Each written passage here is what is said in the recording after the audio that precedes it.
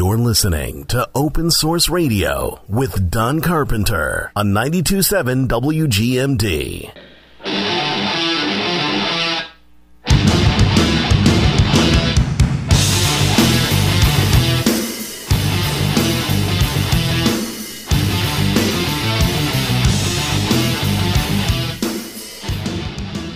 .92.7 WGMD, the talk of Delmarva. Welcome back. Okay, before the break we were talking a little bit about the Occupy Wall Street movement and their exciting new endorsement from the American Nazi Party, which was announced on Twitter. I guess they have I guess the Nazis have Twitter now.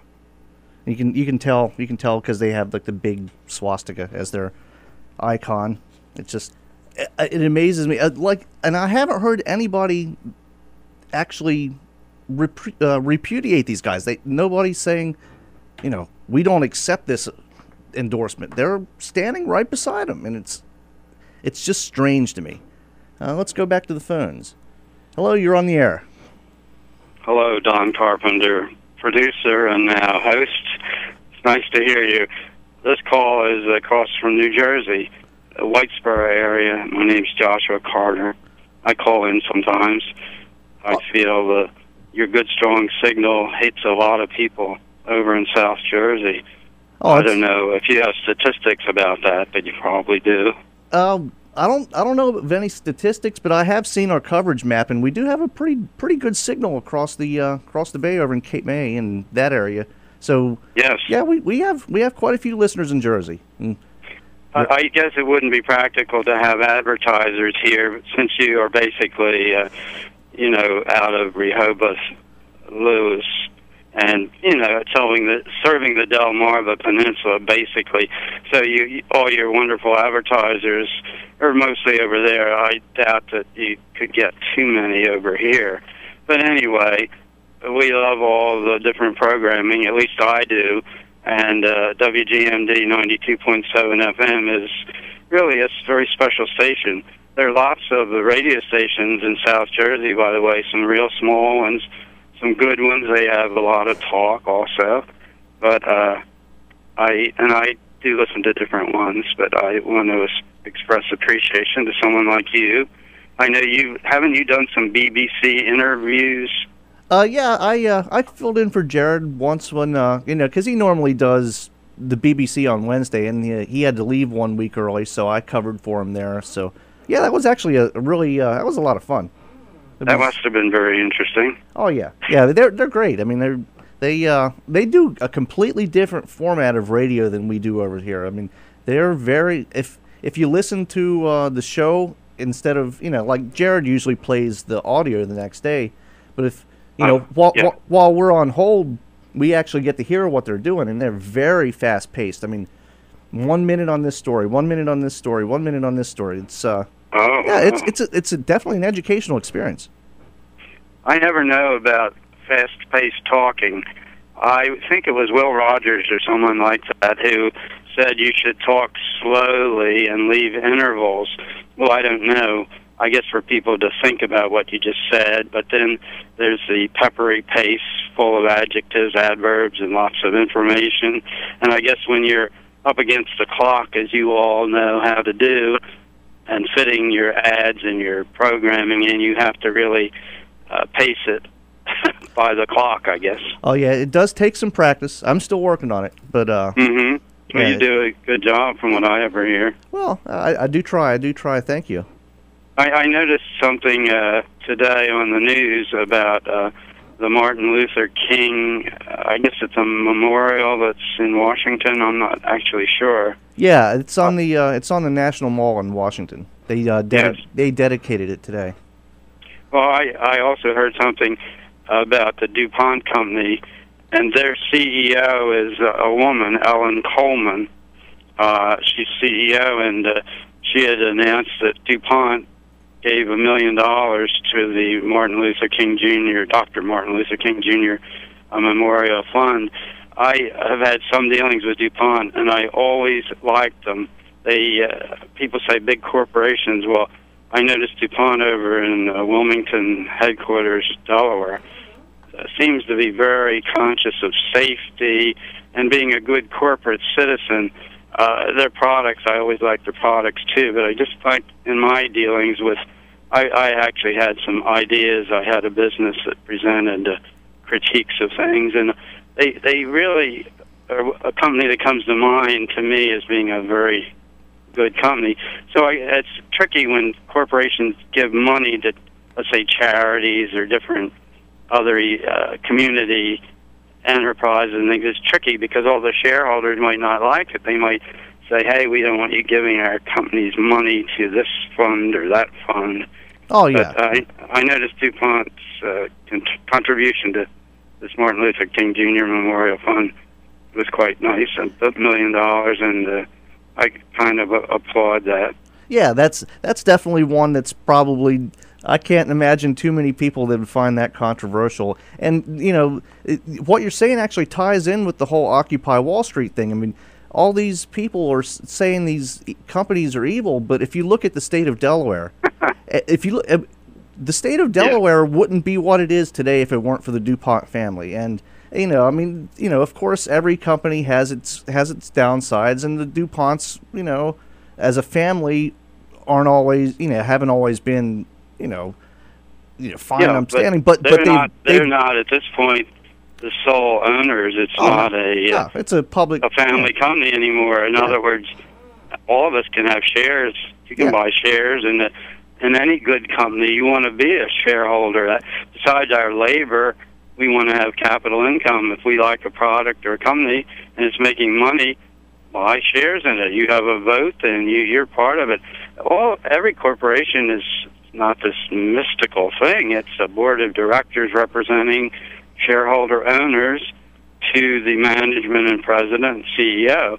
We're not taught this kind of stuff, and a lot of the people that are rabble-rousers have no idea that they could buy one share and they could go to the company's meetings and put forth their ideas.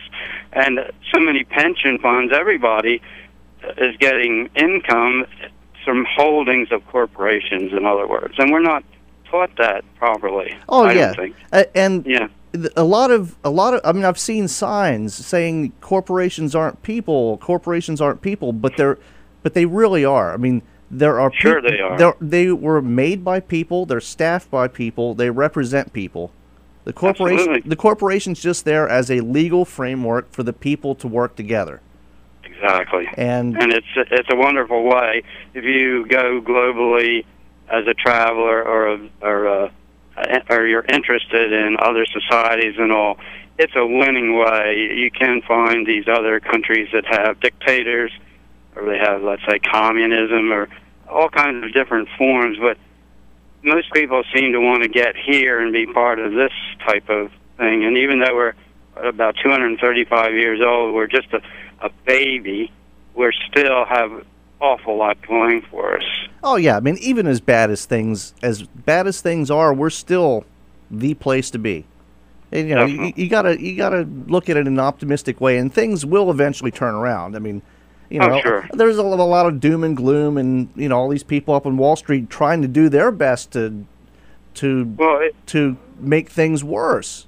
It is a global economy. Yeah. 50 years ago, we had more of a competitive edge. We had a lot of things, but other countries that were smaller and not so great have learned, and just like China, capitalism it seeps into communism, and then people know, oh, if I really work hard, I can keep a little more. I have a stake in things. It's not like I'm just a nobody.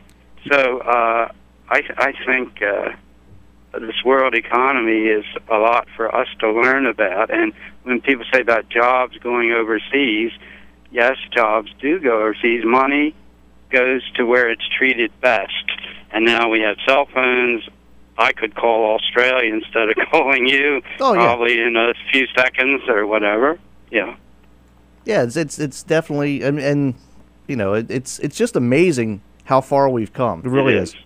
Well, thank you, Don. Yeah, thank you for listening to me, and I'll continue listening to you. Well, thank you for the call. Sure. Okay, we got another call up. Hello, you're on WGMD. Hey, I don't know, my thought with the whole Occupy Wall Street thing is that this is a capitalist society at the end of the day. I mean, you work harder, you get more, is kind of what this country was based on. Why are people still looking for a handout every day? Well, I'm sure you've probably seen the college kids on TV demanding free tuition. They want all their loans paid, and I mean, I know some people.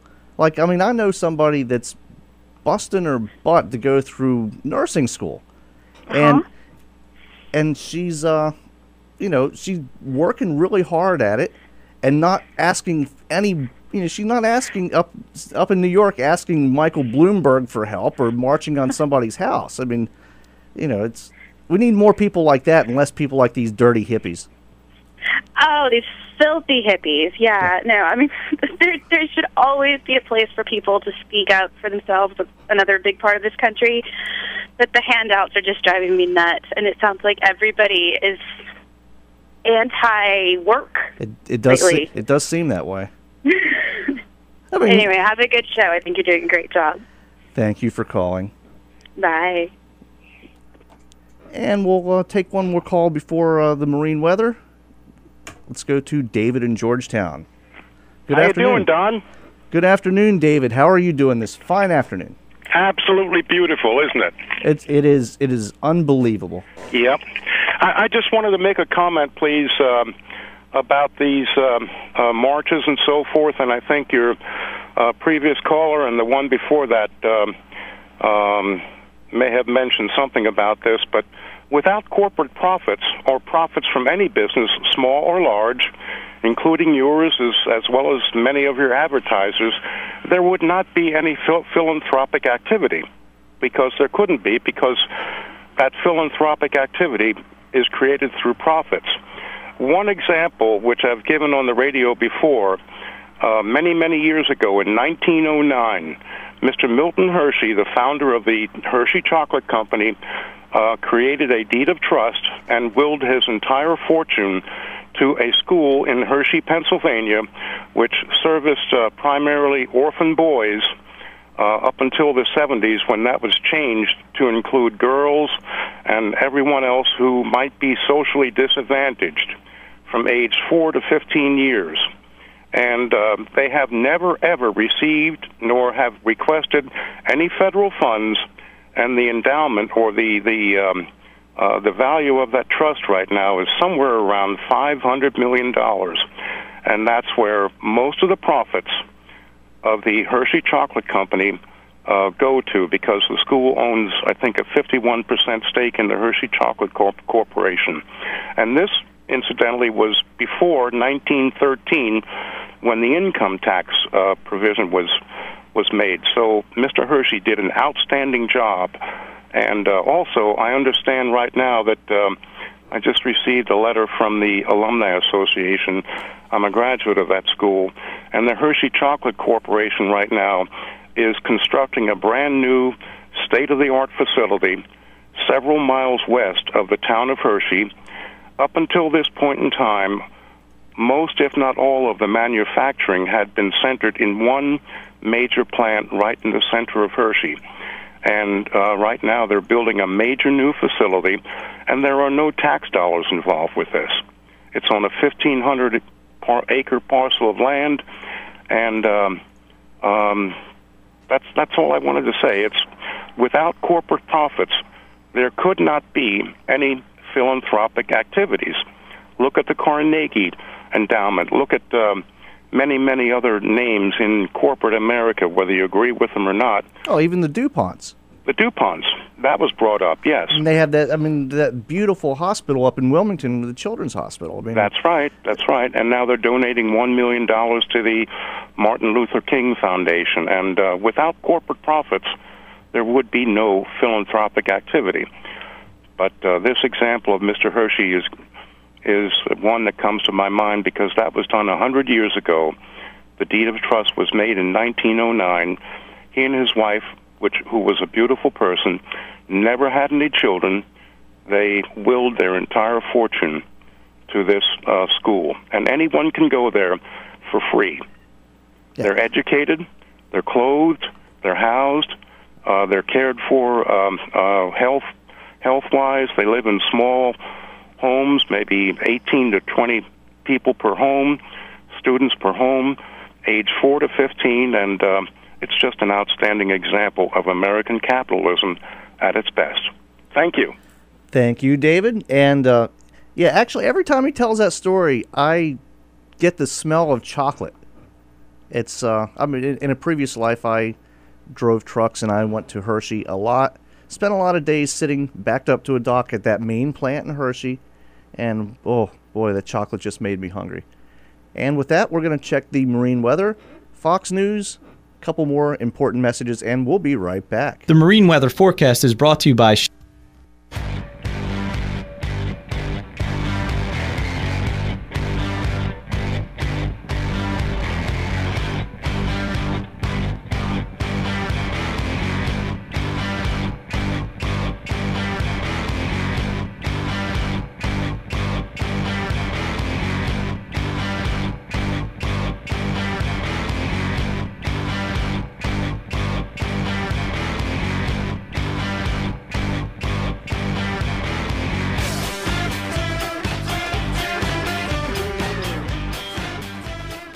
92.7 WGMD, the talk of Delmarva.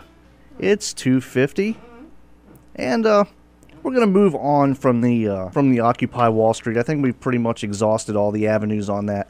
Actually, I saw this story on the WGMD website yesterday, and it's too good not to talk about. I mean, I'm sure everybody else has talked about it already, but and of course, we reported on it in the news, but Delaware State Police have arrested a 20-year-old Wilmington man. It's always Wilmington, too. Why Wilmington? After he removed his clothes and assaulted a store employee at the Burlington Coat Factory in Newark Friday morning. Now, for those of you that are sort of familiar with the area, that's the Burlington Coat Factory in Newark is close to the Christiana Mall. It's right across from the shopping center with the Boscovs, and I believe Bed Bath & Beyond used to be there. I think they went out of business. Police say Daryl Coleman entered the store just after 11 a.m., took his clothes off, and began running around mumbling to himself. At one point, he collided with a 72-year-old female customer, knocking her into him. Actually, hang on a second. I want to just hang on a second. Just bear with me here. Just bear with me. Trust me, it'll be worth it. Delaware State Police have arrested a 20-year-old Wilmington man after he removed his clothes and assaulted a store employee at the Burlington Coat Factory in Newark Friday morning. Police say Daryl Coleman entered the store just after 11 a.m., took his clothes off, and began running around mumbling to himself. At one point, he collided with a 72-year-old female customer, knocking her into a mirror. Police say an employee then confronted Coleman. Coleman punched and tackled the employee. A second employee came to his rescue, and they were able to restrain Coleman until the police arrived. Coleman was taken to Christiana Hospital for an evaluation. He has since been released and is being held at the Howard Young Correctional Institution in lieu of $1,000 bail. He's charged with indecent exposure, assault, criminal mischief, and resisting arrest.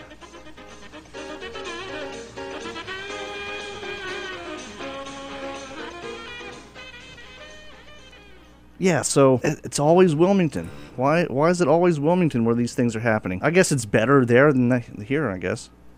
We have our own crazies, but I don't think we've ever had a naked guy running around Burlington Coat Factory. It's definitely strange times we're living in. Definitely strange times. Okay, I'm gonna do a let's see, it's 2:54. Let's do a quick update on the NFL scores, since that's what everybody really cares about. Carolina 17, Atlanta 14, Cincinnati 17, Indianapolis 7. San Francisco has taken the lead over Detroit 12-10. Exciting game there. Green Bay is beating St. Louis 24-3. The Buffalo Bills and the Giants are still tied at 17. Pittsburgh still leads Jacksonville 17-3. Philly still leads the Redskins 20-6. Of course, later on today, the Ravens play Houston at home. New Orleans plays Tampa Bay. Dallas plays New England. And, of course, a pop-up window blocked all the rest of the games for me. Gotta love that. You gotta love these pop-up windows. Let's reload. Yeah, the late games are Houston and Baltimore, Cleveland and Oakland, Dallas, New England, New Orleans, Tampa Bay, Minnesota, Chicago, and Monday night's game is Miami and the Jets. So, actually, we have a few minutes before the top of the hour. If you want to call in, I'm going to give you my picks for the late games, since it's already too late to start picking on the early games. Actually, let's see how I'm doing. Since I didn't get a chance to do the picks with Jared yesterday, I picked the Falcons over the Panthers. Falcons are losing. I picked the Bengals over the Colts. Got that one so far. The Lions over the 49ers. And not looking so good there. I have the Green Bay Packers over the Rams. No problem there. I have the Bills over the Giants. That's still up for grabs. And I have the Steelers over Jacksonville. So I guess I'm pretty much split for the first half. My picks for the late games, I have Baltimore over Houston, Oakland over Cleveland, the Patriots beating Dallas, the Saints beating the Buccaneers, the Bears beating the Vikings, and on Monday night, the Jets beating the Dolphins, although that could be anybody's game the way the Jets have been playing lately. So with that, we're coming up against the top of the hour break. Still got a couple minutes if you want to call in. 945-9292, 1-800-518-9292, pound 927. That's a free call courtesy of Verizon Wireless and Atlantic Cellular, your authorized Verizon Wireless dealer. Coming up at the top of the hour, we have Fox News, we have the AccuWeather, and more open source radio right after this.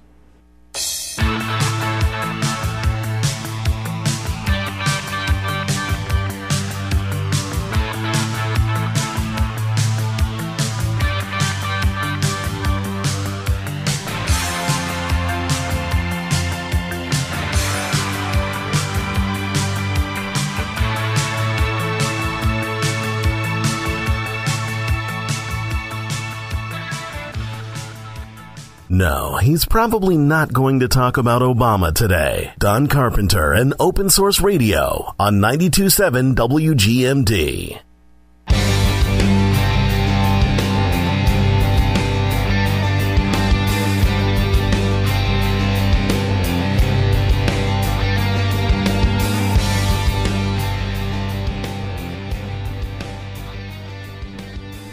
.92.7 WGMD, the talk of Delmarva.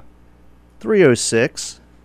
It looks like it's 78 degrees outside here at WGMD Studios, and it's a beautiful day. Hope you're out riding around, getting stuff done, having some fun. I figured since Apple Scrapple is over now, I had a little story I want to actually relate to you, but first I want to play you this. This is actually not from around here, but you'll see how it ties in after I play it. What do you want to be? Whatever. Okay, we'll wait for this ad to go by here. You don't need to see an ad for Limestone College. I'm not even sure it's a real college. Don't you hate when this happens? You want to watch a news video and this comes up. Okay, here we go. Inspectors from the State Department of Labor, Licensing and Regulation were back at the state fair looking at the bonsai ride that they had already certified as being safe just days ago. Wednesday night, a metal piece of a footrest on one of the seats came loose and hit the metal deck as the seat swung around. You can see where it hit. That broke the weld on the metal, and metal pieces hit 6 people on the ride or standing nearby. All 6 of the people who were hurt were treated here at the fair for minor cuts and bruises. The inspectors are trying to figure out what caused the accident. When was this ride inspected? This ride was inspected on the beginning. I'm not sure what day the ride was set up, but probably it was inspected Monday, Tuesday of this week. Each ride is inspected 2 more times while the fair is open, and the carnival company also inspects each ride every day. LLR declined our request for an on-camera interview since nothing's been determined yet, But a spokeswoman says the rides were inspected by special certified inspectors, and the inspectors from the State Department of Labor Licensing and Regulation were back at the state. Okay, I think we got the idea. That's actually a story from Columbia, South Carolina. Let's take a call first, and then I'll kind of explain how this sort of ties into my experience with Apple Scrapple last night. Hello, you're on the air, WGMD. Why are people ever surprised when somebody is injured on a ride that is set up overnight by carnies from the back of a truck? That's exactly what I was going to say. That's exactly what I was going to say. You took the words right out of my mouth. It is shocking. Well, why would anyone get on it? Well, you know, so I mean, you know what the Apple Scrapple Festival is, right? I have absolutely no idea. Okay, yeah, I know you're from upstate. Well, I got on the Ferris wheel last night because I wanted to get some high up pictures of the whole. It's just a carnival. I wanted to get some high up pictures, and about halfway through the Ferris wheel ride, this is the closest approximation of the noise that I started to hear. And you'll probably recognize it. It's a pretty recognizable noise. You might want to hold the phone away from your ear a little bit.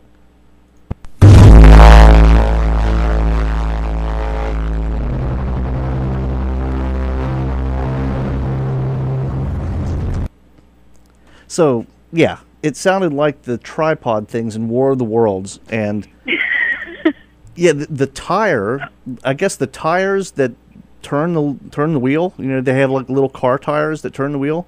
They were getting stuck somehow, and the wheel was scraping against these tires.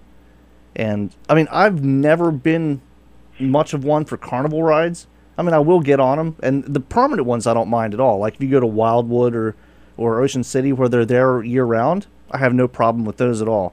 It's the temporary ones that scare me to death, and this didn't do anything to help. I mean, everything else about Apple Scrapple was great. I mean, good food. It was just a lot of fun. But that Ferris wheel scared me away from carny rides for quite a while. They're operating a whole Ferris wheel with something based on a rubber tire. Yeah, and they're not. I said they were car tires, but they're not really car tires. They're only about 8 inches around, so they're like lawnmower tires. They were the things like, oh, never mind, my brain is dead. It's the same things like that clocks and stuff operate off of. What is the word? A cog. Oh no! This one. It's rubber. This one had 2 rubber tires that would squeeze together where the wheel is, and as they would turn the wheel around, and. Apparently the thing was overloaded on one side, and somehow it got off balance, and it was making the wheel stick, and it's just this horrible noise. And I won't play it again because I don't want to scare off what's left of the listeners. Yeah, well, it was a terrible sound. I don't want to scare off what listeners I have left. So I don't know. My East Texas roots might show when I explain this, but I have a cousin who actually spent several years and had a child with someone who was like a carny, and they would actually go off for months at a time and go corn dogging, and this was like a profession for him, and they would go corn dogging or dogging. So as East Texas would say, and she won't even consider getting on a carnival ride, nor will she let her child on one. Well, now, this is actually fascinating. I've always been fascinated by carnies. Now, the corn dog, so he specialized in making corn dogs. Yes, they would go corn dogging. See, that's and before she got pregnant, then it was a family event. Yeah, see, I need to meet people like this, corn dogs. I mean, you've met this person. Oh, okay, well. Yeah, corn dogs.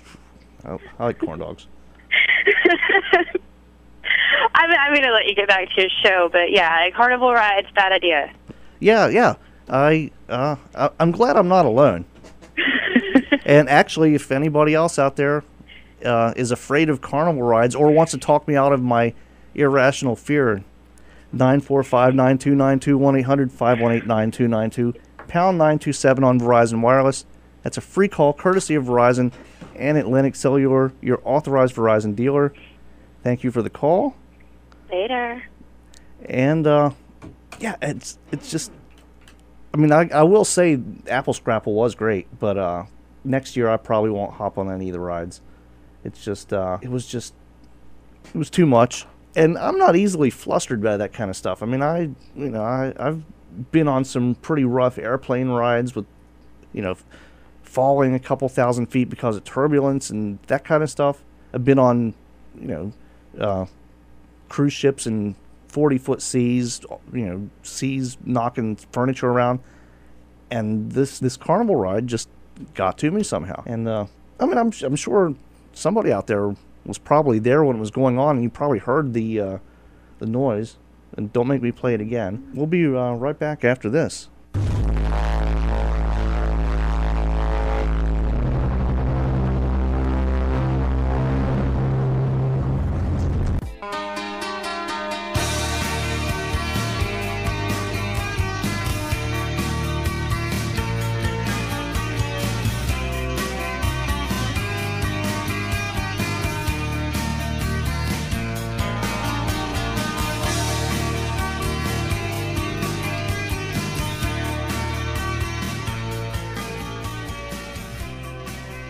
.92.7 WGMD, 3:17 on a Sunday afternoon, beautiful Sunday afternoon. Glad you could join me here. I'm gonna give you another update on the NFL scores, and I actually have a story about about an upcoming Super Bowl. That's Carolina and Atlanta right now tied at 17 at the beginning of the fourth quarter. Cincinnati's up on Indy 20-10. Detroit's up on San Francisco now, 13-12. Green Bay is still stomping all over St. Louis, 24-3. The Giants took the lead on Buffalo, 24-17. Jacksonville actually scored, so they're only trailing by 7 now on Pittsburgh, 17-10. The Eagles are still leading the Redskins, 20-6. And of course, the late games today: Houston at Baltimore, Cleveland at Oakland, Dallas at New England, New Orleans at Tampa Bay. Tonight's game is Minnesota at Chicago. That should be a good game, actually. And tomorrow is Miami and the New York Jets, two teams that are kind of having a rough time right now, especially the Dolphins, poor Dolphins. And since they are in South Florida, nobody really cares. I feel bad for the Dolphins. But here's who I really feel bad for, though. This, smooth segue there, right? This is from FoxNews.com. Hispanic activists cry foul over Arizona being awarded the 2015 Super Bowl.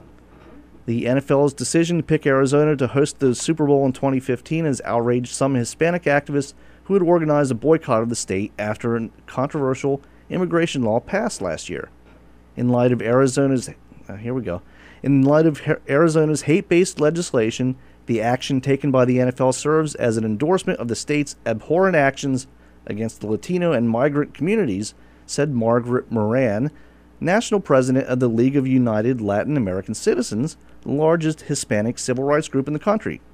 Instead of supporting efforts that would encourage stakeholders and community leaders to build alliances and redirect state politics away from hate-based legislation, I can't. It makes me, it like kills me inside to even read that, but this is just a direct quote. The NFL has chosen to prove an economic shot in the arm to a state that will only continue to oppress an already disadvantaged community. So my question for you, the listener, 945-9292, 1-800-518-9292, pound 927, free call courtesy of Verizon Wireless and Atlantic Cellular, your authorized Verizon Wireless dealer. Are we letting politics get involved in too many aspects of our life? I mean, this is football. It's the Super Bowl. I mean, do we really need to have politics getting involved in this? I mean, can't we just have one day of the week where we can sit down and watch a bunch of guys hit each other and smash each other in the face without hearing about hate-based legislation and oppressed communities? It's getting to be a little bit too much, and that I think it's turns a lot of people off from politics when it ends up being interjected in every aspect of your life. And that's one of the reasons why I don't do politics on this show. I mean, I'll talk about issues like this, but I don't talk about the horse race part of politics. I don't care who's going to win the next debate. I don't really care who's going to win the Republican or Democrat nomination. I just, especially living in Delaware, I mean, everybody's, every vote counts and all that stuff. But really, at this point, I'm just so burnt out on it. And seeing stories like this just burns me out even more. What do you say? 945-9292, 1-800-518-9292, pound 927, a free call, compliments of Verizon Wireless, and Atlantic Cellular, your authorized Verizon Wireless dealer. Going on in the story, the NFL owners chose Arizona over Florida Tuesday. See, Florida getting dumped on again. Poor Florida. In the latest sign at the fallout over the state's strict immigration law known as SB 1070 is diminishing. In July, Major League Baseball held the All-Star Game in downtown Phoenix after critics urged players, coaches, and fans to boycott the event as part of a broader call for companies to stop doing business with Arizona. Well, if you remember, when this first started, they were actually calling for the boycott of Arizona iced tea, which isn't even made in Arizona. It just says Arizona on the can. That's what these boycotts amount to. They amount to symbolic shows of nothingness, and get it away from my football. Just can I just have football? It's I just want my football back. Where was I in the story? Okay, SB 1070 would require all immigrants to carry immigration registration papers and requires police, while enforcing other laws, to question people's immigration status if there's a reasonable suspicion they're in the country illegally. The federal judge has put key provisions of the law on hold, and the governor is asking the Supreme Court to uphold the law and allow it to take effect.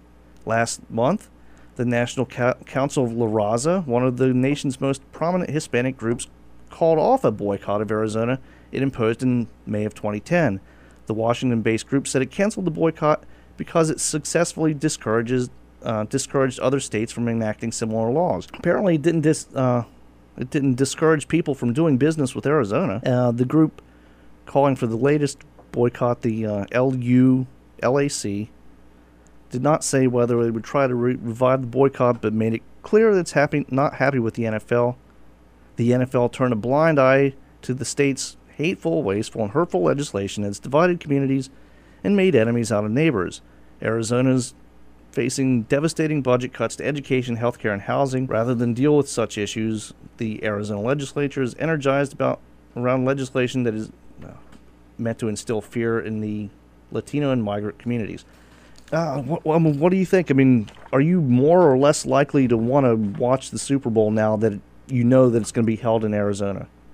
I mean, I watch the Super Bowl anyway. I mean, they could hold the Super Bowl in Moscow, and I'd still watch it. Of course, it would probably be at some weird time, and you have to stay up all night to watch it. But it's the Super Bowl. I mean, it should be above these kind of things, and I think it's kind of sad that it's not. And I don't know. I mean, I don't know what the answer to this is. I mean, how we're going to stop these special interest groups from trying to put pressure on everything they disagree with, boycott this, boycott that. It's I don't know, it's getting kind of old. And, apparently the NFL isn't going to stand for it. So, bravo to the NFL. That's all I got to say. And with that, we're going to check the AccuWeather, the marine weather. We'll be back in just a few minutes. The only show where you, the listener, have full access. Open Source Radio with Don Carpenter on WGMD.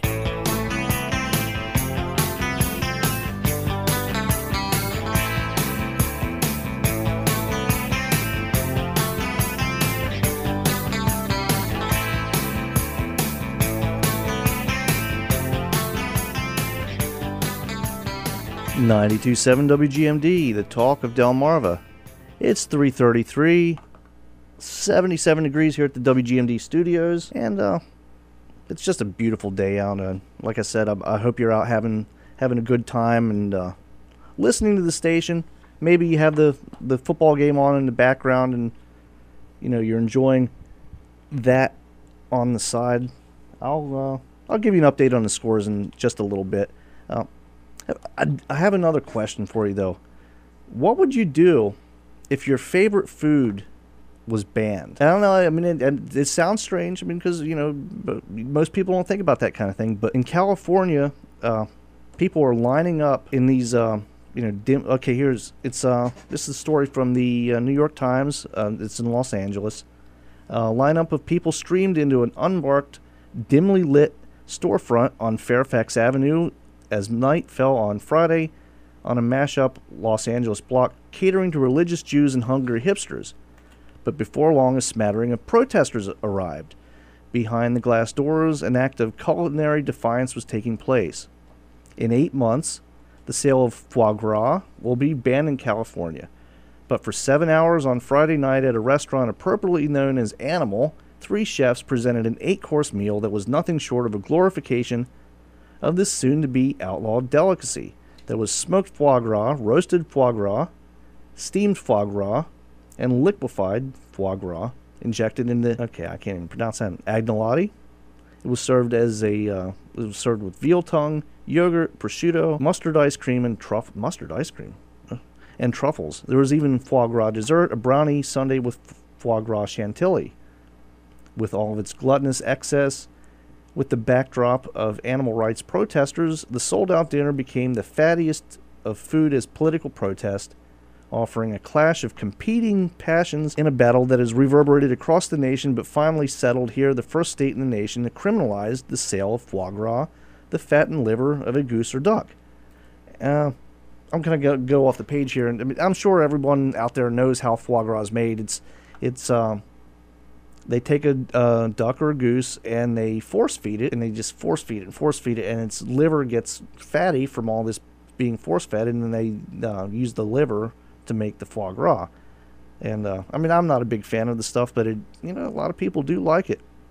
And I guess it's a question of whether the government should be doing that, should be banning certain foods. I mean, it's definitely a question that is going to have to be answered at some point.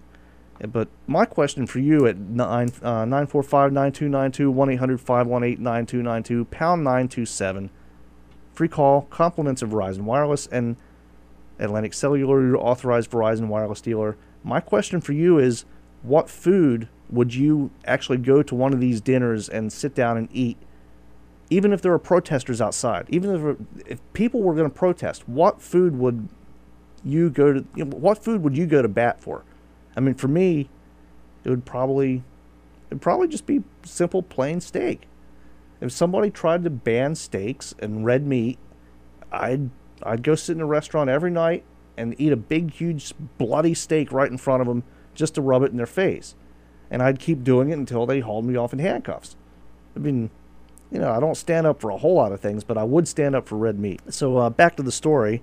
It's also perhaps a belated realization by these chefs and their fans that a law signed 8 years ago is truly taking effect and about to change they do business drastically, putting California on the front lines of the battle about force-feeding ducks and geese to produce the silky liver delicacy. I want people to have the freedom to eat what they want, said Ludo Lefevre, one of the chefs behind the stove, here on Friday. Animal rights people would turn everyone into a vegan if they could. I don't know about all of them, but there certainly is that bunch that definitely are militant about it. I don't want animal rights people to tell me what to eat. Today it's foie gras. Tomorrow it'll be chicken or beef. And he's making the slippery slope argument, and I might actually agree with him on that. Foie gras is one of the greatest ingredients of French delicacy.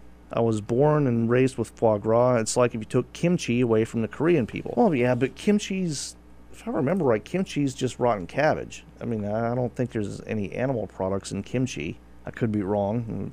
Anybody's welcome to correct me there. I mean, I'd rather have foie gras than kimchi, that's for sure. It smells better. Mr. Lefevre's views are echoed by diners, many of whom said they worked in the food industry, including a representative from a foie gras producer, as they walked in the door.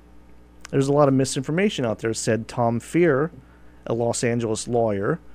These animals are not mistreated. The last thing you'd want to do is mistreat an animal which you're using to produce a luxury ingredient such as foie gras. And this is not the first time communities tried to ban the substance.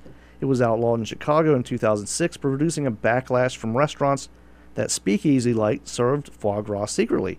The ban lasted nearly 2 years. And there was this sense of embarrassment, like here was the city council intervening on these restaurant menus, said Mark Caro, a Chicago Tribune journalist who wrote a book, The Foie Gras Wars, about the failed effort.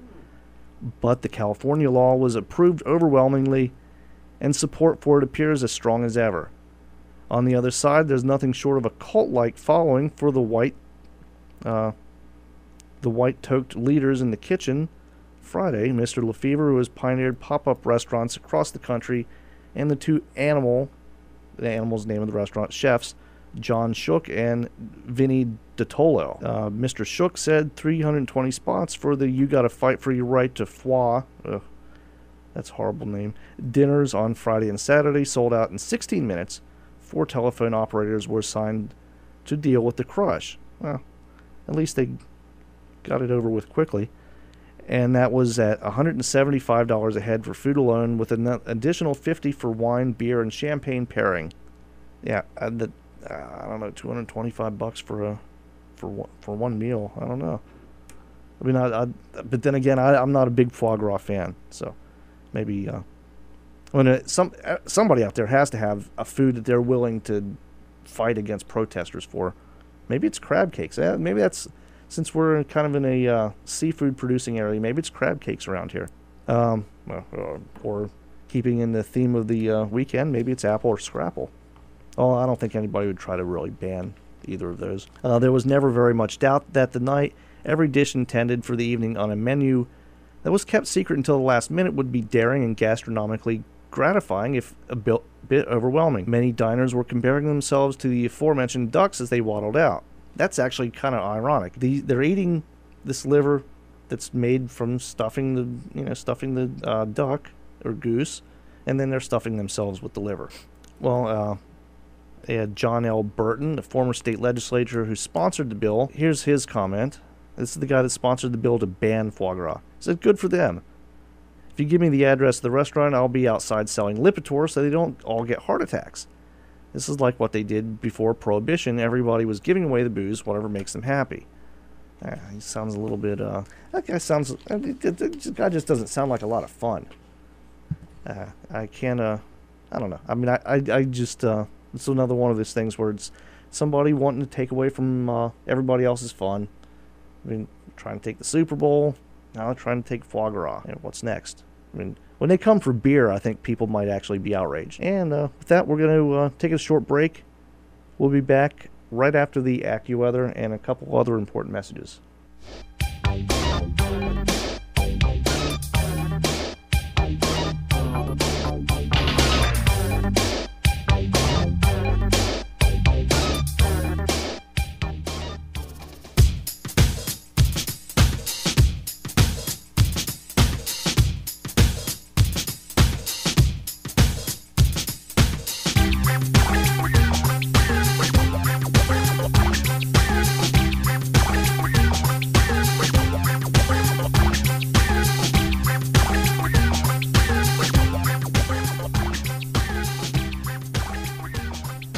92.7 WGMD, the talk of Delmarva. 3:46 on this beautiful Sunday afternoon. We'll give you an update on the NFL scores. At the 2-minute warning, Atlanta's leading Carolina 24-17. Looks like Atlanta has the ball. 2:36 left in the fourth quarter. Cincinnati leads Indianapolis 20-17. Indy's driving, it looks like. At the beginning of the fourth quarter. Wow, this game's really going slow. San Francisco leads Detroit 15-13. Green Bay's on top of St. Louis still 24-3. It's been that since the first quarter, I think. 2:31 left in the fourth quarter in that game. 6:15 left in the fourth. The Giants and Bills are tied at 24. And go away, pop-up window. Okay, Cincinnati just scored. I guess that's what the little pop-up window. Cincinnati just scored. They're leading 26-17 now. So it'll be 27-17 after the extra point. Pittsburgh and Jacksonville. Jacksonville's actually making a game of it now. Another pop-up window. The NFL's website. I'm telling you, don't go to the NFL's website. Every time you try to look at a score, another pop-up goes up. Pittsburgh still leading Jacksonville, but it's 17-13 now.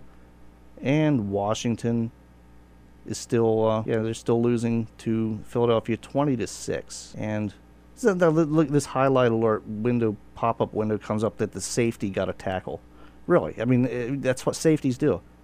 And of course, the big game coming up at 4 o'clock, Houston and Baltimore, Cleveland and Oakland, Dallas and New England, New Orleans and Tampa Bay, Minnesota and Chicago are tonight at 8:20, and Miami and the Giants tomorrow night, or Miami and the Jets, sorry. So yeah, got a little bit of time left. If anybody wants to call in about any of the other topics that I've done this hour, feel free, and I'll still take calls on what food you would stand up to protesters to eat. I still say either red meat or crab cakes for me. But we're going to move on. We got a little story here from the Pittsburgh Post-Gazette. State police have arrested 2 men accused of stealing a privately owned steel bridge from a secluded area in Lawrence County.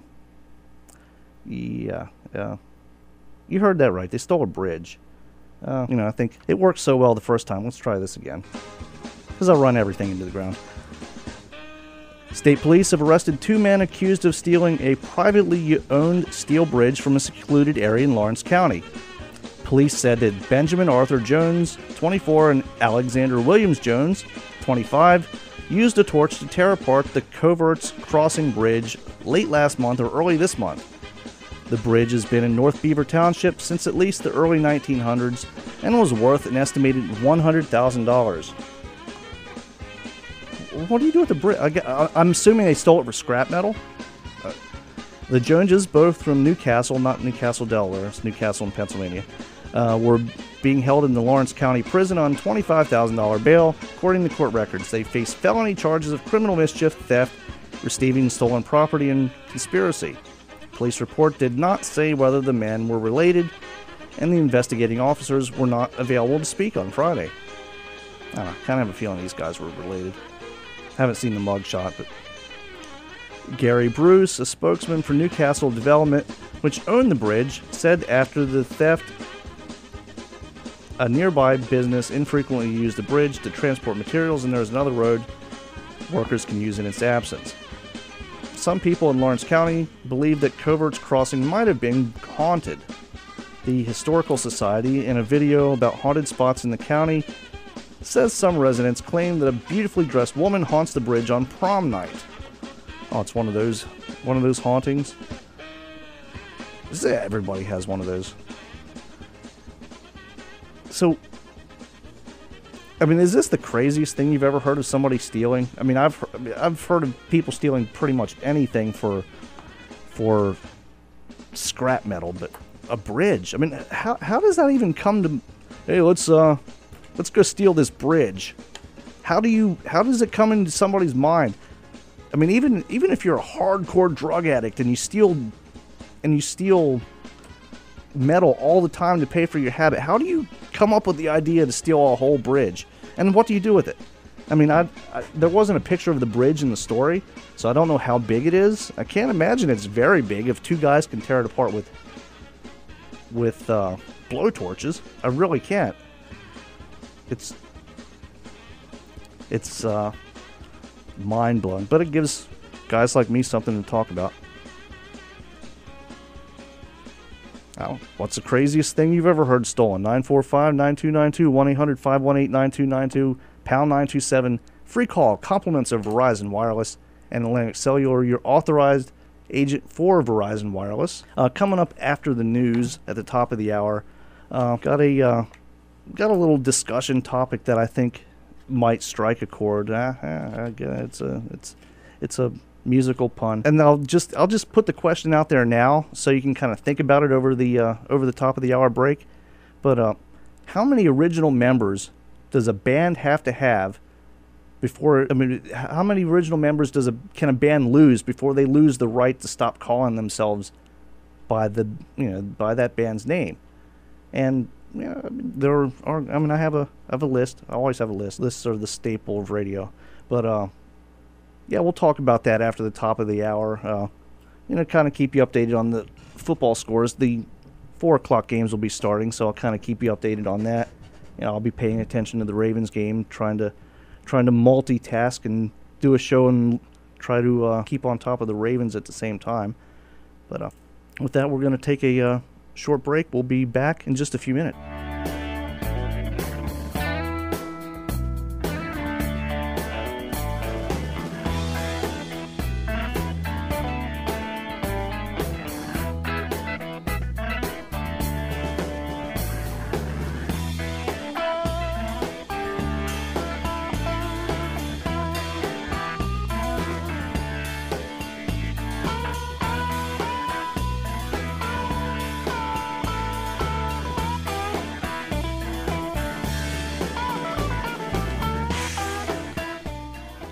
92.7 WGMD, the talk of Delmarva. 4:07 on a Sunday afternoon.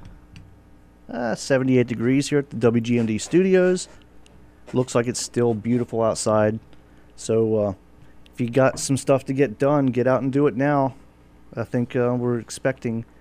Well, it actually looks like the forecast for tonight is partly cloudy. Tomorrow, mostly sunny. I seem to remember seeing something about showers, but yeah.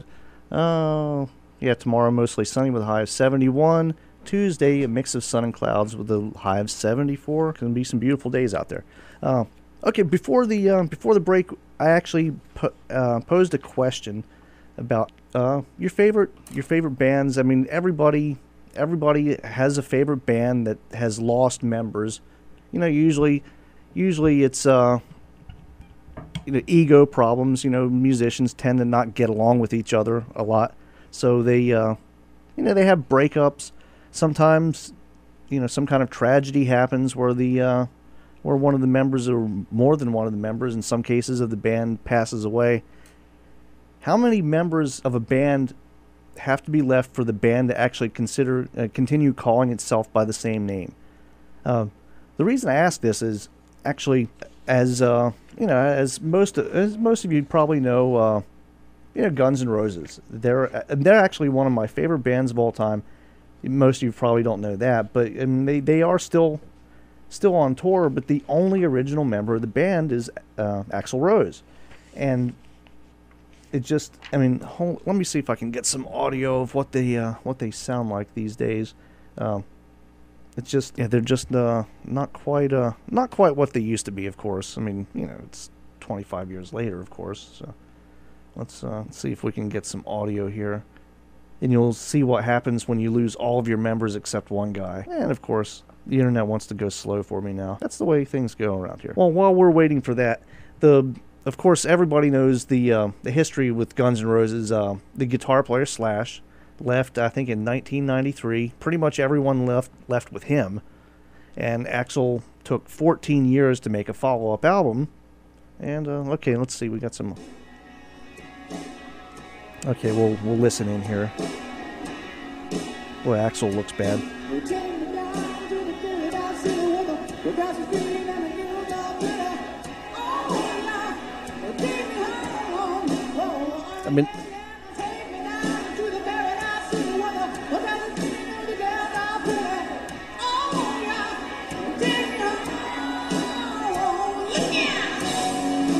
Yeah, so I don't know. Maybe it's time to hang up the cowboy hat, Axl. Everybody knows you're going bald. Nothing wrong with that. Nothing wrong with that at all. Something wrong with his voice. That's the. I don't know. With the original number of members, the original members, I have a list of the top 11 bands that have almost none of the original members left, and actually, I think most of these have only one original. Yeah, all of these are top 11 bands that have one original member left, and this is quite a list. I recognize all the bands except for one. But number 11, Iron Maiden. Now, I didn't know this, but Steve Harris is the only original member. He's the bass player.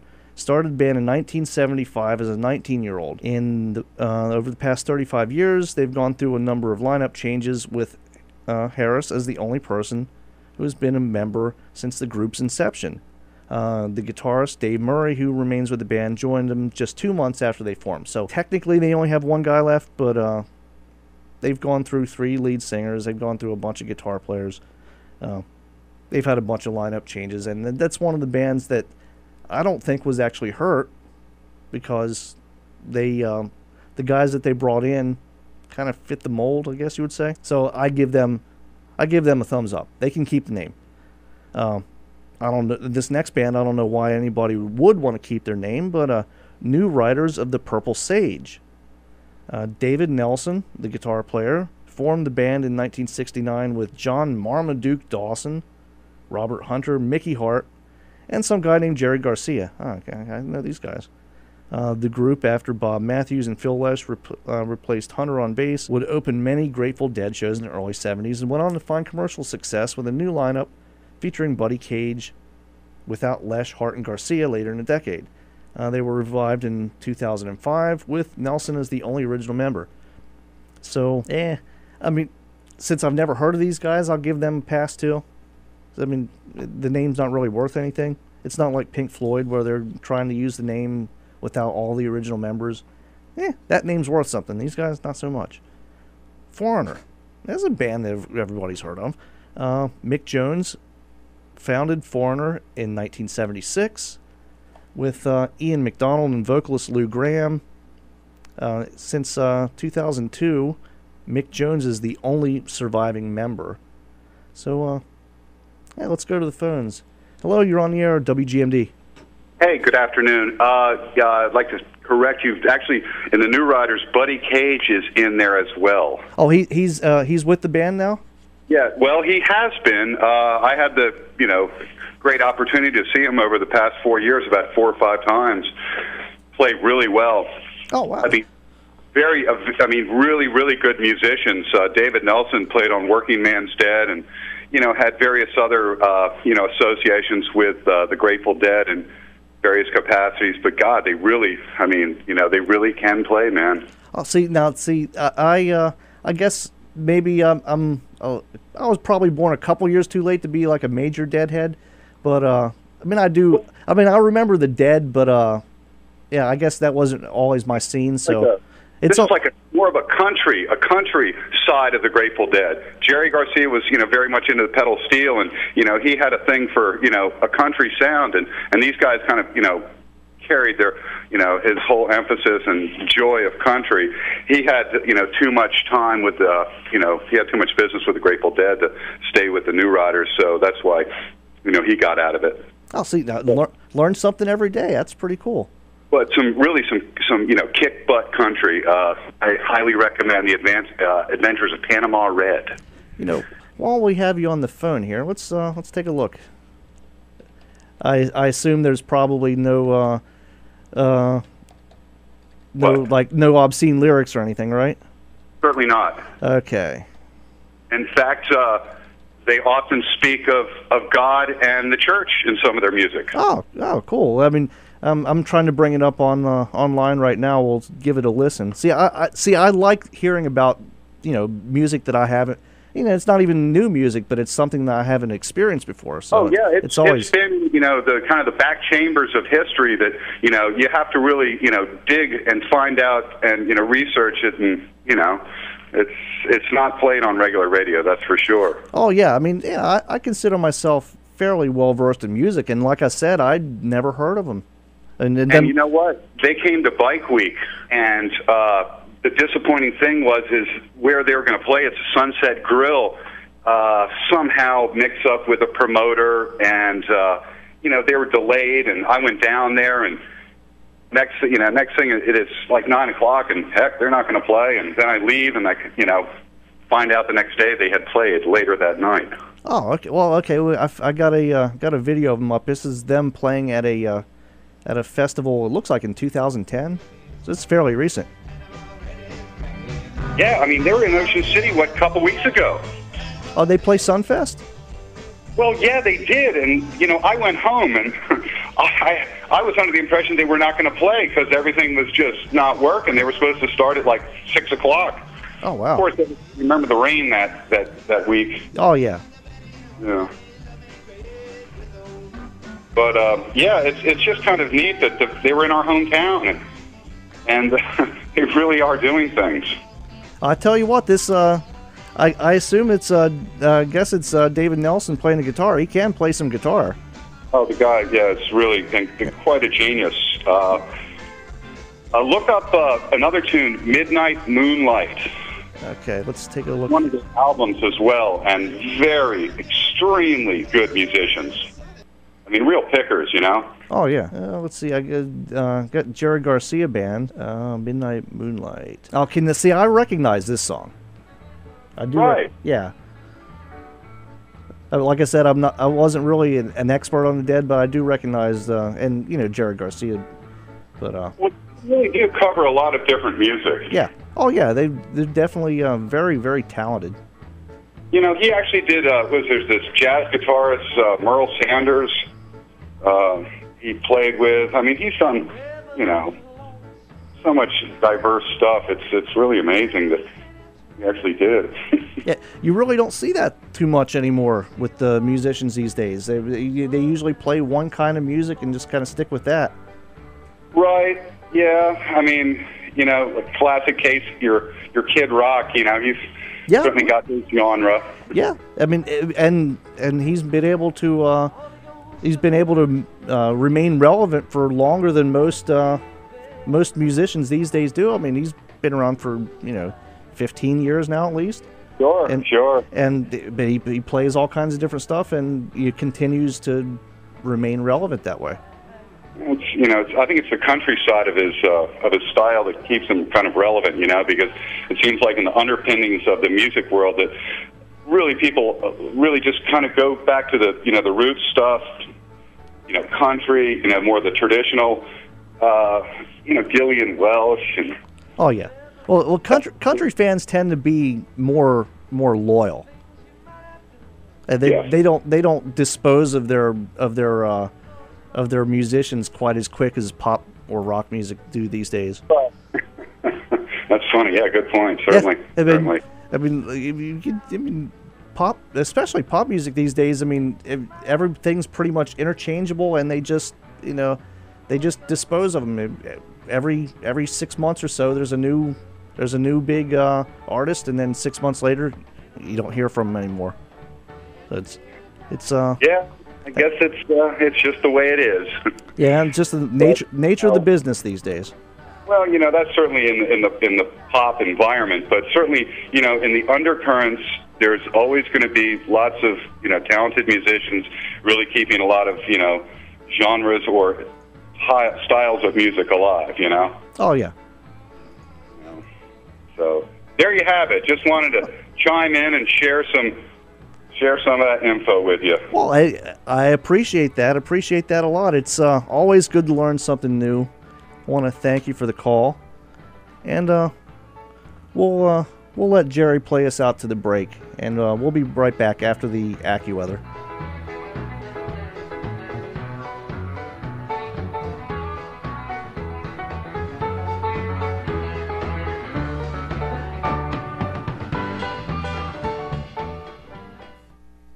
When our men and women join the military, they're told if they're injured, our government will take care of them. But what if you served and sacrificed for your country and couldn't get the specialized care, military benefits, and career opportunities you needed?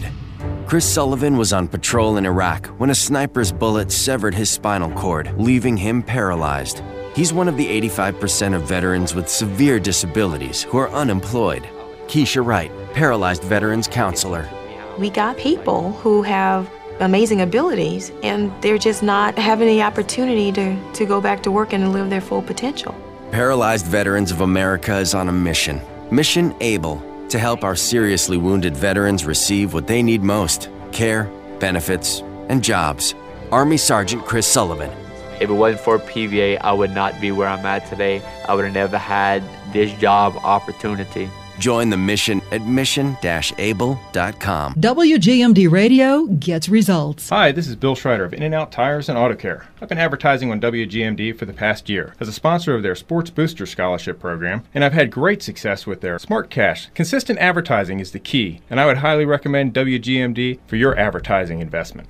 WGMD Radio gets results. Call WGMD to get results for your business at 302-945-2050. Recently, the U.S. Navy delivered tons of food to hungry people halfway around the world. But you could help someone in your own community simply by donating a can of soup.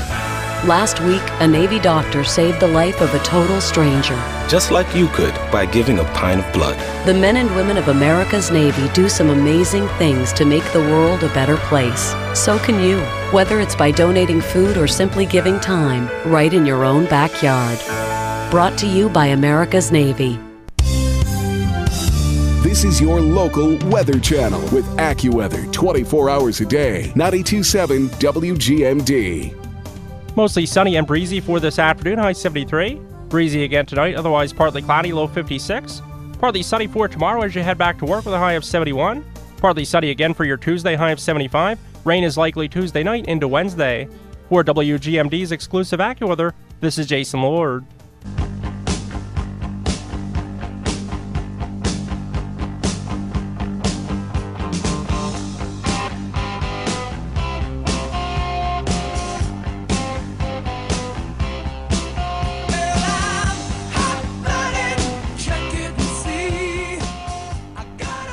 .92.7 WGMD, the talk of Delmarva. 4:23. It's 77 degrees here at the WGMD studios.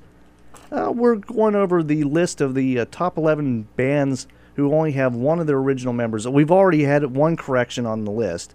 So, of course, if anybody has any other corrections, please, I just got this off the internet, so please feel free to call in and correct me. I like learning about, some of these bands that I really haven't been exposed to. So that was pretty cool, that last call. Next on the list is Foreigner, and as you heard coming back from the break there, Mick Jones founded Foreigner in 1976 with Ian MacDonald and vocalist Lou Gramm. The band scored many hits and sold more than 70 million albums worldwide. Gramm had an on-again, off-again relationship with the band through the 80s, 90s, and early 2000s. But he hasn't performed with the band since 2002, leaving Jones as the only remaining original member. So, now see, Foreigner, I think that's one of the bands. Now, when you lose your lead singer like that, I think Foreigner, at least in my book, they don't get a pass. And, of course, if you disagree, 945-9292, 1-800-518-9292, pound 927, that's a free call on Verizon Wireless, courtesy of Verizon Wireless and Atlantic Cellular, your authorized Verizon Wireless dealer. Foreigner, they don't get a pass in my book. They shouldn't be Foreigner. They should call themselves something else. Make up another name, Mick Jones Band. When you lose your lead singer, and Phil Gramm is a big part of the band. The first band on the list, Iron Maiden, they lost their original lead singer. He wasn't really that big of a part of a band, so they replaced him. And the second guy was actually more popular than the first. So they get a pass. Foreigner doesn't get a pass. Number 8 on the list, the Lemonheads. Evan Dando formed the Lemonheads with Ben Diley and Jesse Peretz in 1986. And the lineup stayed together to record 3 albums for the now legendary Tang label. Diley left the group in 1989, with Perez's departure soon following behind. Over the years, Dando changed the X roster numerous times. He remains on as the Lemonheads' only original member still in the band. Didn't these guys play at Bottle and Cork last summer, or summer of 2010, I believe? This is one of those cases where the guy is the band. He is the band, so they get a pass in my book. I don't know much about him, but they get a pass. I know they did a cover of Mrs. Robinson, and that's all I know. Okay, the next on the list, the Temptations. I'm sure there's a lot of Temptations fans out there. Since they formed in 1960, first performing under the name The Elgins, the group has gone through many lineup changes with over 20 musicians able to consider themselves a member of the Temptations at some point over the last 50 years. Only one constant has been baritone Otis Williams, who continues to tour as the Temptations with newer members in 2011. And you'll actually see some of these groups. I don't think the Temptations do it, but like the Four Tops, I think, do it, where they will split up into a bunch of different bands. And say there was 4 original guys, they'll split up into 4 different bands, and they'll all call themselves that band or some close variation of it. And yeah, I guess, I mean, they'll hire younger guys to sing the hard parts for them. When you get a little bit older, you can't really hit those notes like you used to be able to. So, this guy, I give this guy a pass. And, since there's been so many people going through the band, he's still the original member. Temptation's going to pass. Maybe because I like the music, too. Number 6 is one that's probably one of the biggest areas of contention for this topic. Lynyrd Skynyrd. Of course, Gary Rossington, the guitar player, is the only surviving member of the original band. He's seen the death or departure of every original Lynyrd Skynyrd member since the band's formation, leaving the guitarist as the only original member left in the group. He survived the tragic plane crash that killed Ronnie Van Zant and Steve and Cassie Gaines, as well as a number of lineup changes throughout the years.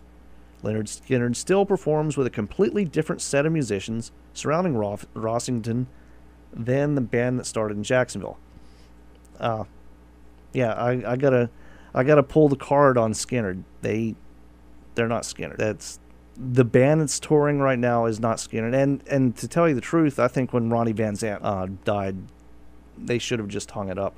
I mean, it's nice that they do a tribute to him when Freebird. They play Freebird. They put his hat on the mic stand, and it's a nice tribute. But they should call themselves something else. I mean, there's plenty of names out there. I mean, pick something else. It's not Lynyrd Skynyrd. And after the bottom of the hour break, we'll come back with the top 5 remaining bands that have the only one original member, your calls, and more right after Marine Weather, AccuWeather, and Fox News. We'll be right back. Aruba, Jamaica, ooh, I wanna take you. Bermuda, Bahama, come on, pretty mama. Key Largo, Montego, baby, why don't we go? Jamaica, I'll be full of the keys. There's a place called Kokomo. 92.7 WGMD, the talk of Delmarva, 434. And no, that's not the Beach Boys. They claim it is, but it's not. Which brings us to number 5 on the list, the Beach Boys. Vocalist Mike Love helped form the Beach Boys with his cousins, the Wilsons, and remains the only original member still touring under that name. In fact, he has leased the right to tour under the name. Bruce Johnston joined the Beach Boys in 1965 and tours with him in the current incarnation of the Beach Boys, but he was not an original member of the group. So, I guess Mike Love went about it the right way, and actually bought the rights to the name from the from the Wilsons. I mean, everybody knows Brian Wilson's had his problems, but to me, it's not the Beach Boys without Brian Wilson, and I'm pretty sure that's not an unpopular sentiment. I'd say. Of course, if you disagree, or you want to agree and tell me I'm right, 945-9292, 1-800-518-9292, pound 927. That's a free call on Verizon Wireless, courtesy of Verizon Wireless and Atlantic Cellular, your authorized Verizon Wireless dealer. We'll move on to number 4 on the list. This is a band that I don't really know a whole lot about. I mean, I know a few of their songs, but Little Feat. And let's see here. What we got here? Of course, everybody knows this song.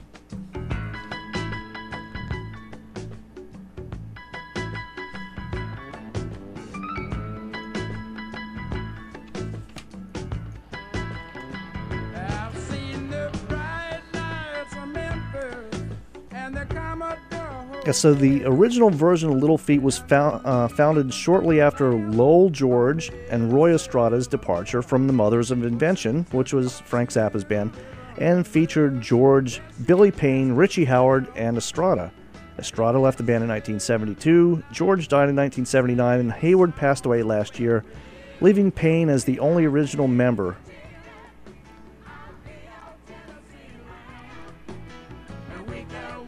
I'll give these guys a pass too. I mean,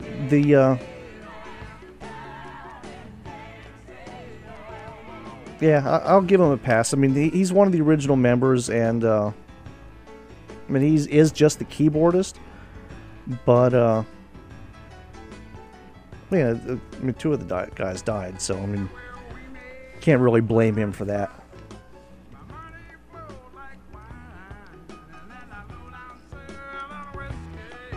So yeah, Little Feat, you get to keep your name.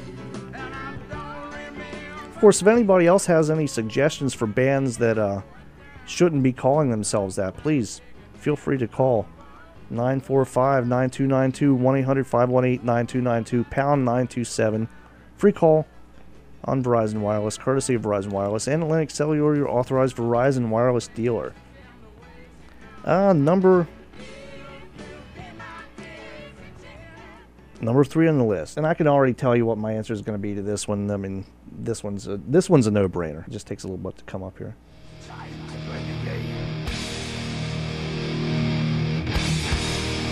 to play the game! Yeah, Motorhead. Ian Lemmy Kilmister founded pioneering heavy metal band Motorhead in 1975. The band went through many lineup changes throughout the 70s and 80s before they settled on the current lineup featuring guitarist Phil Campbell and drummer Mickey D in 1992. So they've had the same lineup for 20 years. It's a 3-piece band, and Lemmy is the band, so this one's a no-brainer. They obviously get to keep the. I mean, you could change anybody in and out of that band, and it would still be the same. It'd have the same sound, and it's just yeah, that's a no-brainer. Motorhead. As long as Lemmy's alive, there's a Motorhead. Okay, we'll move on to number 2 on the list. Let's see, get the audio here. Trying to do 3-4 things at once. And of course, an advertisement comes up. So we'll wait out the advertisement. This band broke up in 2000 after an extremely successful career. When they got back together in 2006, there we go. Okay, there we go. Yeah, when they got back together in 2006, Billy Corrigan and drummer Jimmy Chamberlain were the only original members left. Chamberlain left Corrigan's employ in 2009, leaving Corrigan to carry on the name of the Smashing Pumpkins. Again, it's one of those bands where the guy, he's pretty much the identity of the band, so he gets to keep the name.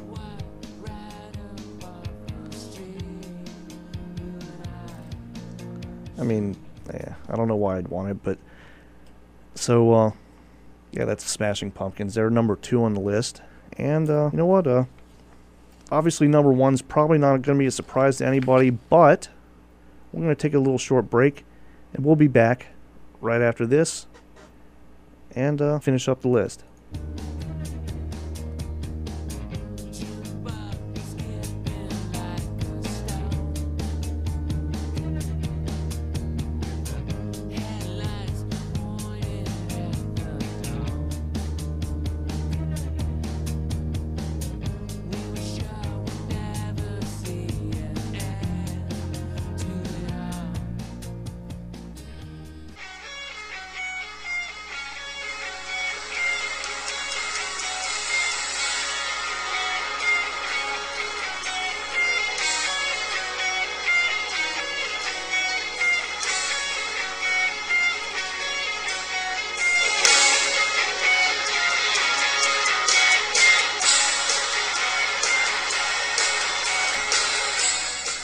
.92.7 WGMD, the talk of Delmarva, 4:46 on a Sunday afternoon.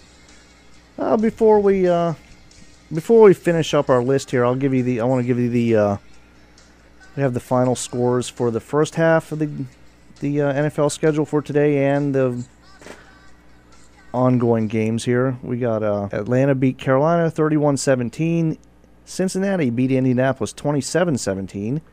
San Francisco beat Detroit, who is now not undefeated.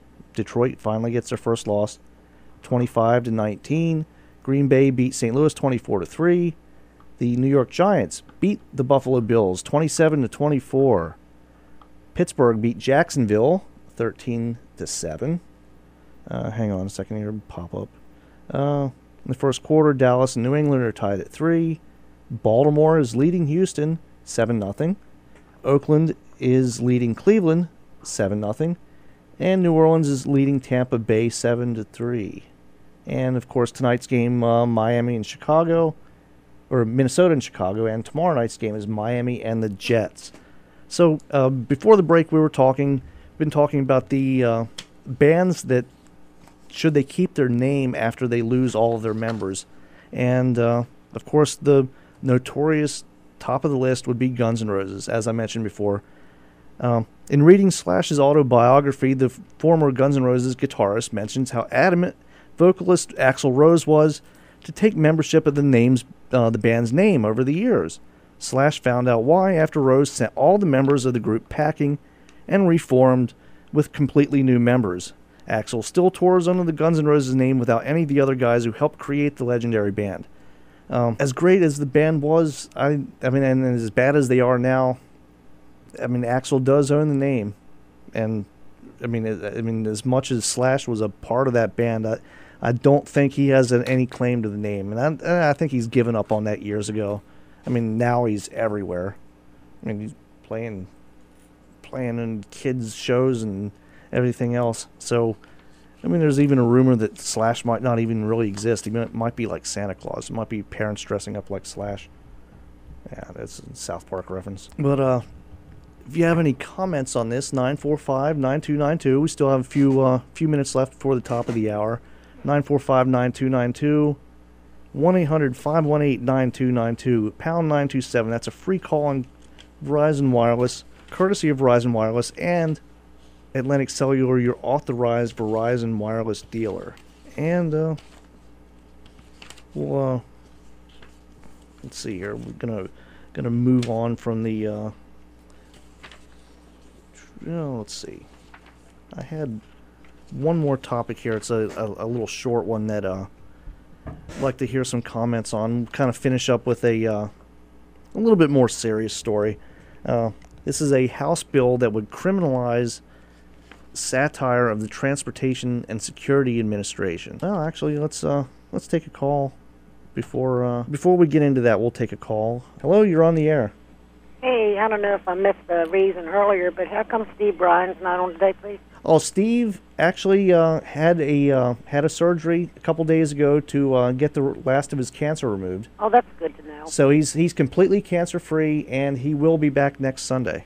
Oh, that is wonderful. I was afraid something was really wrong, but that's the best news I've heard all day. Oh no, he's doing fine. He's doing fine. I just saw he posted something online a couple hours ago, and he'll be back on schedule next Sunday. Okay, well, thank you. You're doing a good job too. But I was just worried about Steve. Oh no, Steve's all right. Okay, thanks. Thank you. And yeah, I mean, and of course, everybody everybody here, we send out our thoughts and prayers to Steve, and I'm glad he's doing all right. I mean, in my time here, I've learned a lot from Steve, so it's always an honor when I get to work with him, and it's an honor to get to fill in for him. And I think this is the first time he's actually missed a day because of, I mean, he was working right through the chemo and everything. So I mean, the guy's a trooper. So he deserves a day off, and I'm just glad I could be here to. I know I can't fill his shoes, obviously, but yeah, try to keep you entertained until next week. Okay, but we'll get into this last story. This House Bill 3011 was introduced on September 22nd and is entitled the Transportation Security Administration Authorization Act of 2011, and it contains some curious language. Basically, I'm just going to kind of summarize it for you. Basically, if you produce a T-shirt or a publication with a TSA logo, the government may soon be able to arrest and prosecute you. The language states that it would be illegal to convey the impression that you're representing the TSA, but this interpretation would likely be left to federal prosecutors. In the past, satire has been protected against under the First Amendment, but it may soon be illegal to poke fun at the TSA or use its logo or even utter its name. Now, what they're saying here is they're afraid this law is made to stop people from impersonating TSA agents. Okay, that's fine, but I guess and you gotta take the source. This is from This is from Alex Jones' website. So you got to take it with a grain of salt. But there is a chance that, it, you know, if you use the TSA logo in some kind of satirical manner, making fun of them, that they would come after you. And you know, you don't really, most government agencies kind of take satire and all their criticism in stride. I mean, you don't see the IRS going after people for making fun of the tax system. But the TSA is one of those agencies that I wouldn't put it above them. I mean, this is the agency that, you know, gropes little children and, you know, sticks their hands down people's pants and has the X-ray scanners and all that. I mean, they're not known for being easy to work with. And I don't know, but what do you think about this? Still have a few minutes before the top of the hour. 945-9292, 1-800-518-9292, pound 927, free call, Verizon Wireless, courtesy of Verizon and Atlantic Cellular, your authorized Verizon Wireless dealer. I mean, what do you think? I mean, do you think that the TSA is trustworthy enough to be given the authority to go after people that, you know, I mean, I understand that you don't want people impersonating TSA agents. That makes sense. And you don't want people impersonating any law enforcement officer. But the problem is these TSA guys aren't real law enforcement. And you can ask anybody that's in real law enforcement what they think of the TSA, and they'll tell you the same thing. It's a bunch of idiots that couldn't pass a higher civil service exam, so they end up searching little old ladies and little kids for bombs. And they're not the best and the brightest, and they definitely can't take a joke. We know that for sure. They definitely can't take a joke. And we've seen already so many instances of people being arrested for, you know, writing something, writing anti-TSA messages on their body when they have to do their strip search and all that. And, you know, people are getting arrested for this stuff already. And giving the TSA more authority to arrest more people just seems to be a little bit dangerous to me. Got about a minute or two left in the show. I want to thank you all for listening. Thank you all for your calls. And, I want to thank everybody here at the station